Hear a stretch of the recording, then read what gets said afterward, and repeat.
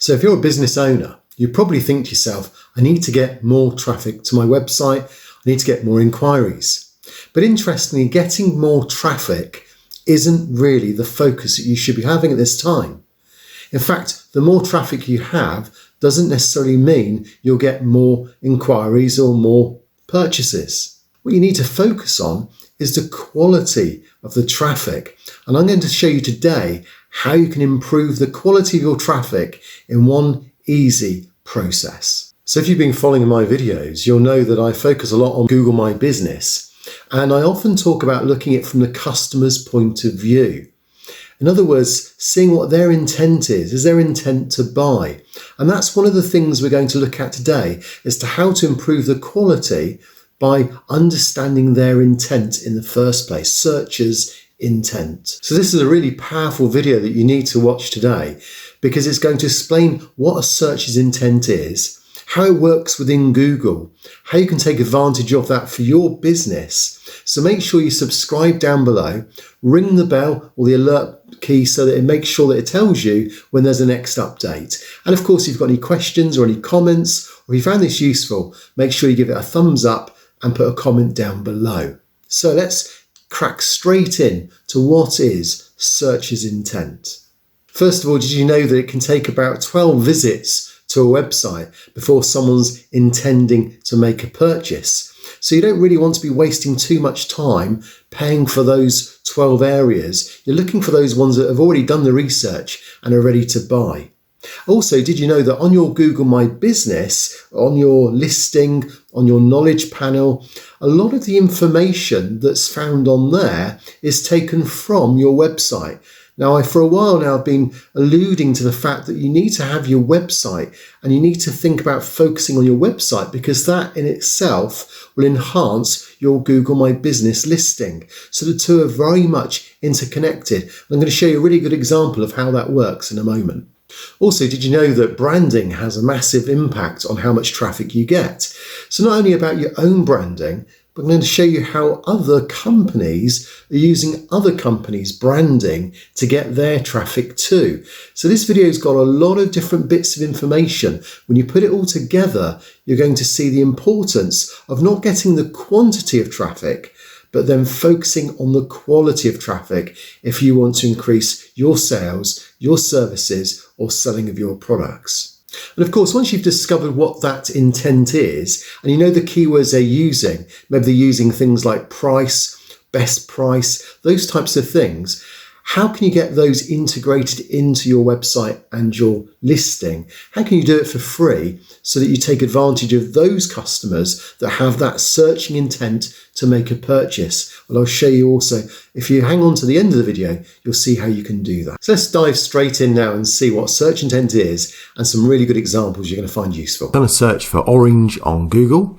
And you notice at the moment, Google doesn't really know what my intent is as a searcher. So am I searching for oranges as in the fruit? Am I searching for oranges as in the company, the business? In fact, if I come down the page here, you'll notice that it recognizes there's several intentions I could have. So it could be just a word, it could be the color, it could be the plant or the fruit, or it could be the company. And of course, from a business point of view, it takes a gamble on the fact that it produces a company. Now at this point, if I now say, for instance, go to fruit, so I show my intent is fruit, it now produces information about fruit, the nutrition value and so on. So we can see there that, in fact, interestingly, if I now type in orange again, let's see if it remembers what my intent was. So no, it goes and defaults back. So it's not done it quite. It does give it still a neutral starting point because, of course, with cookies, sometimes it does remember your intent as well. So let's now consider how that works in the business world. So on a 43-inch smart TV, and you notice now that Google's providing me with information, but it doesn't know what the brand is. It doesn't know even what the model is. And so therefore at the moment, there's no real clear intent. So if you are advertising, at the moment, these advertisers here are taking a chance that when you click through to these landing pages, you'll make it clearer on what your intent is and whether you're going to purchase or not. Let's just go a little bit further and let's put in a model. So we go for a 43-inch model. Let's go for a Philips TV and notice how it changes based on that intent. So now we've still got the do you fancy this, do you fancy that, based on that, so they know roughly the type of intent I have. But the fact that I've included a model number now shows to a business owner that I'm probably already past several stages of doing my research, and no longer am I looking for information, but I'm now looking probably more on a price basis. So you notice Google now provides information. I can now read reviews on it if I wanted to, but I can also start comparing the prices. So that's changed. I've got the prices here as well, and I can compare prices. I can get more information. And so Google's now providing me far more information to support that search, because it knows what the intent is behind what I'm looking for. But would you advertise? Would you take that traffic? Well, you may well do, on the basis that you think, well, if it's based on price, then I probably can fulfill that expectation. But what about if I now include, say, words like best price? And this is where this is now a person that's basically about to make a purchase. And that would be the types of keywords that you need to bear in mind when it comes to Google and the intent, and knowing that the quality of the traffic. So what things would you have here? Well, maybe it'll be best price. It could be lowest price. It could be cheap. Those would all be things that you'd want considered. But what is interesting is, depending on what you type in here will depend on what Google serves up. So you notice Google's serving up here for a Philips 43-inch TV. We've got the shop as per normal, but just a few down. And I don't know why, it's kind of, they've put quite a few, I mean, you've got these are ads themselves. Then you've got about top 10. And then you've then got the maps coming in. So it's strange how maps is kind of like quite a way down the page, almost at the bottom of page 1. And now you've now got these businesses using Google My Business. But you notice their website mentions Philips 43. And that's the key as well, that maybe you just want to consider making sure models, making sure makes are on your website. And in that way, then you might just find that picks it up and uses it on your Google My Business. Let's just go into a bit more detail here.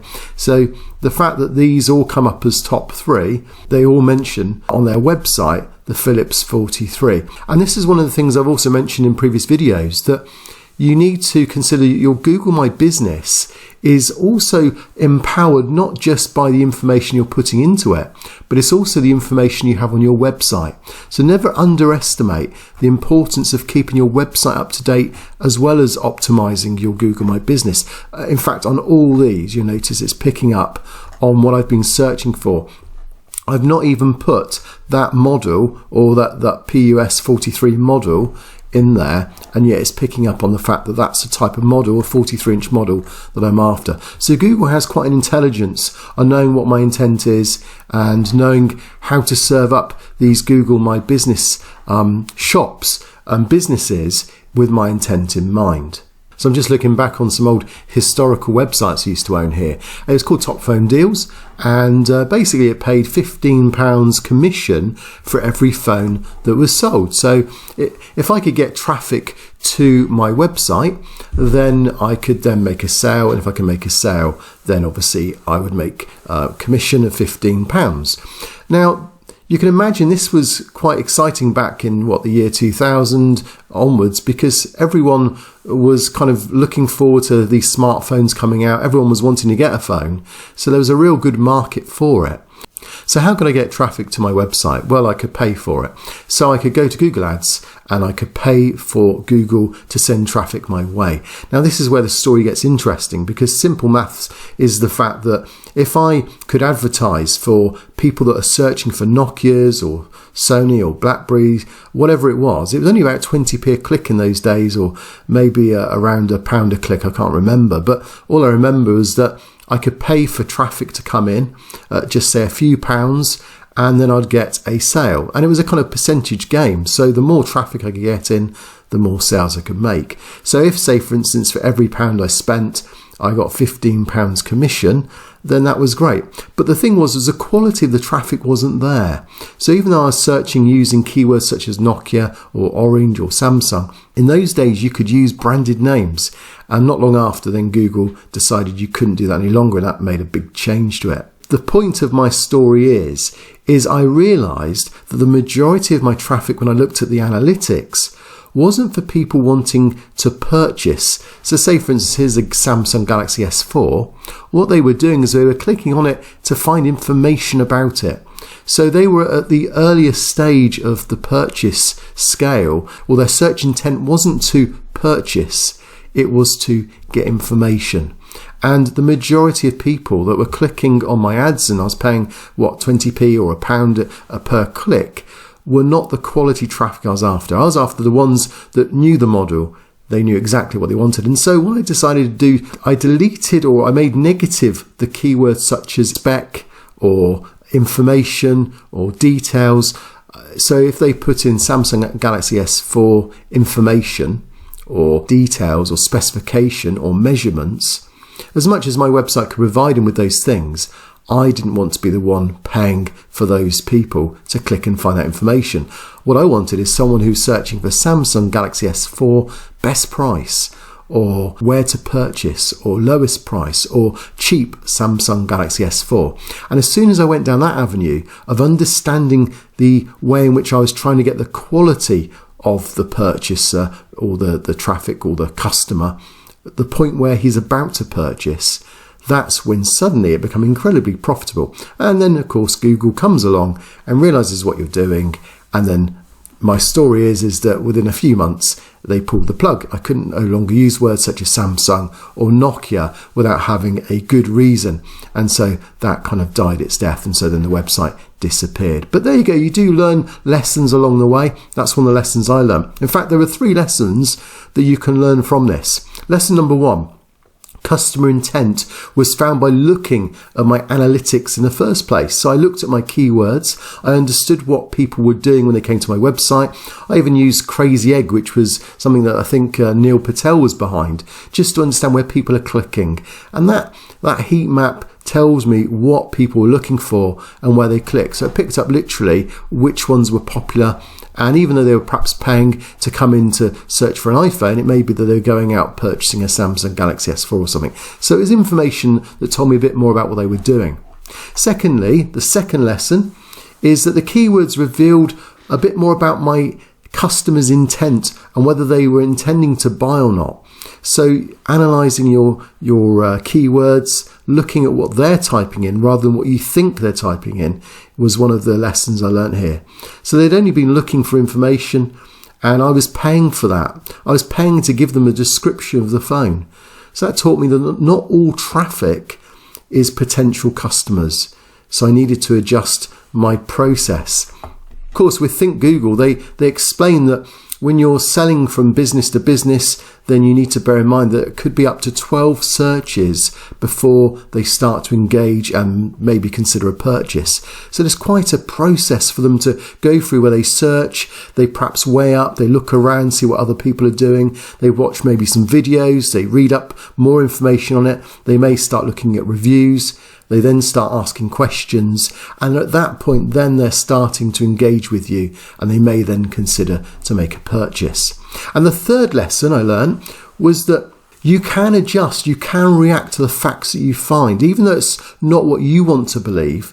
The fact was I turned these keywords they were using into negative keywords, which you can do with Google Ads. So I use words like review, spec, specification, size as not to be shown. I didn't want my ad to be shown if those words were used by the searcher. So if these were involved in the search term, my ad didn't show. And suddenly I tripled the quality of my traffic. And in that sense, I understood now at this point what searchers' intent was, that it produced a higher quality traffic. It wasn't about getting the maximum amount of traffic, it was about getting the highest quality. So the clicks were now customers who wanted to buy from me. They'd already shown their intent. Then the plug was pulled by Google. So 3 lessons that were learnt there. Another thing that's interesting is that the other day I was searching for IKEA kitchens. So if I type that in to Google, IKEA kitchens, and you would naturally just go, right, okay, I can see the word kitchens, I'm going to click on the top one there. But what's interesting is, look, Wix, another kitchen distributor, has jumped in on the branding of IKEA. So it seems that you can still get away with that to some degree. Now, if it's not Wickes, it's then Howdens. If it's not Howdens, it's Wren Kitchens. And then IKEA, of course, comes up as number 1 in the search results, but they're not paying for the advert.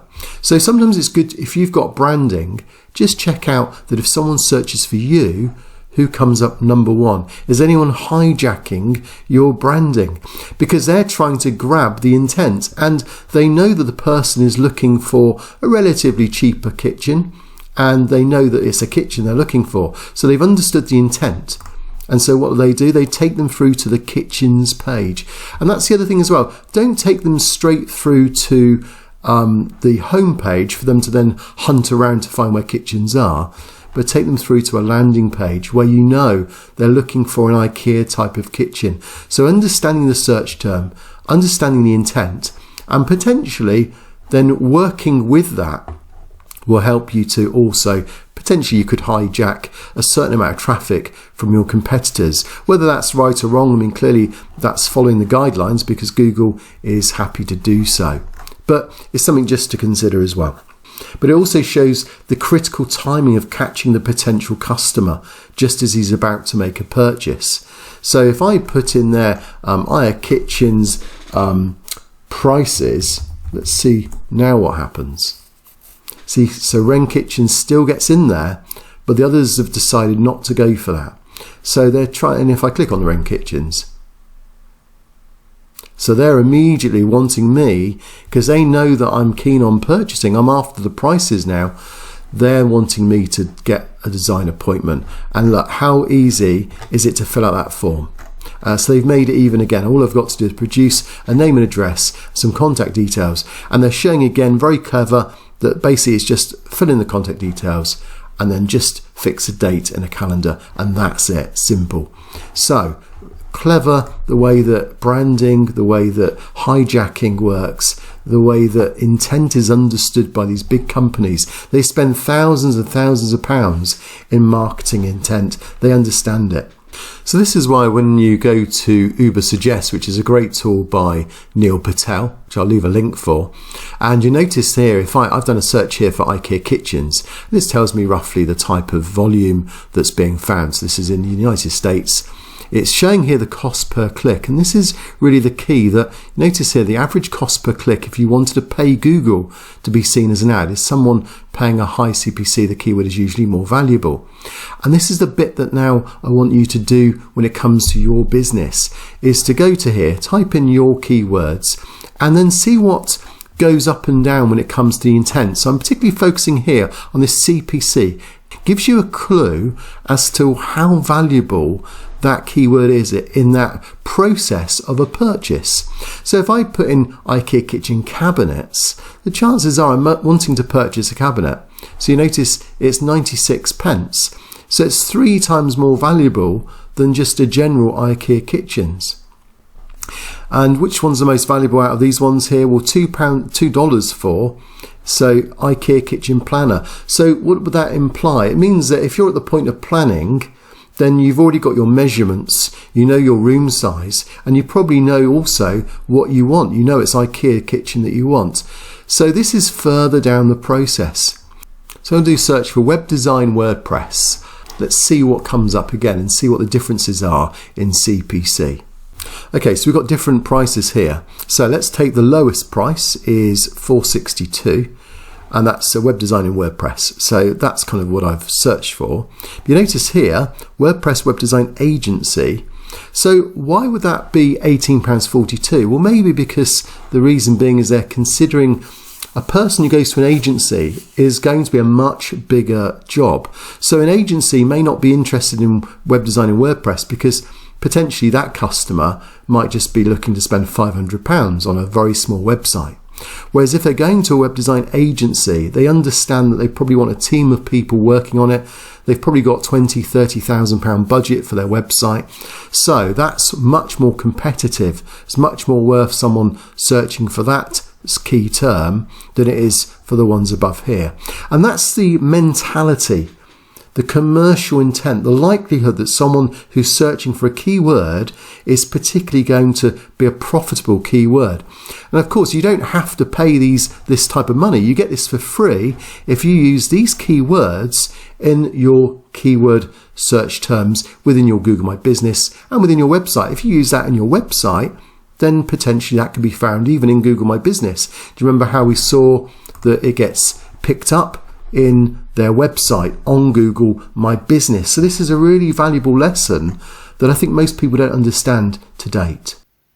So hopefully you've now got a good idea as the type of keywords that people are using, your clients are using, or your customers are using to find your business. But particularly you've got an idea of what the CPC is. And certainly once you finish this video, you'll want to make sure you find out what those keywords are and then find out how you can use them too. So if you want to know what to do with those keywords and how to integrate them into your Google My Business listing, then head over to this video and I'll show you exactly how to do that.